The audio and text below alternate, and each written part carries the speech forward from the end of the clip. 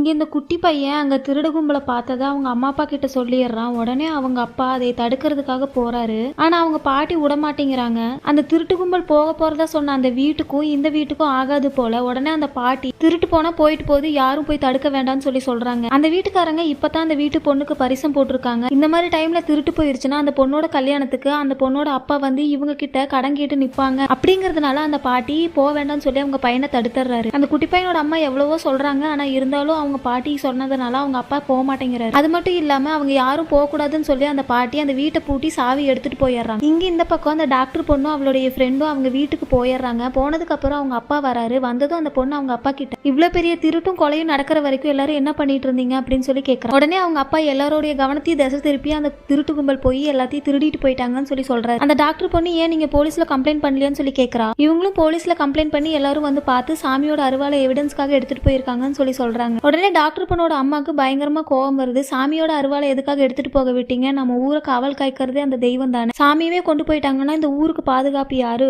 எப்படியாவது சாமியை திருப்ப கொண்டு வந்து வைங்கன்னு சொல்லி சொல்றாங்க. அதுக்கு அந்த டாக்டர் பொண்ணுடைய அப்பா எல்லாத்துக்குமே உங்க சாமி வந்து வாக்கு சொல்லுதுல, இதுக்கும் வந்து வாக்கு சொல்ல அப்புறம் பார்க்கலாம்னு சொல்லிடுறாரு. பார்த்தா அந்த அன்னைக்கு நைட்டு அந்த அருவாளை கொண்டு போய் ஸ்டேஷன்ல வச்சிருக்காங்க. கொஞ்ச நேரம் கழிச்சு ஒரு வெள்ளை குதிரை ஒண்ணு வந்து ஸ்டேஷனையே சுத்தி வருது. ஸ்டேஷனுக்குள்ள வர பாக்குது. ஸ்டேஷனுக்கு வெளியே இருந்த பொருள் எல்லாத்தையுமே மிதிச்சு உடைச்சிருது. அப்பதான் அந்த ஸ்டேஷனுக்குள்ள செல்லுல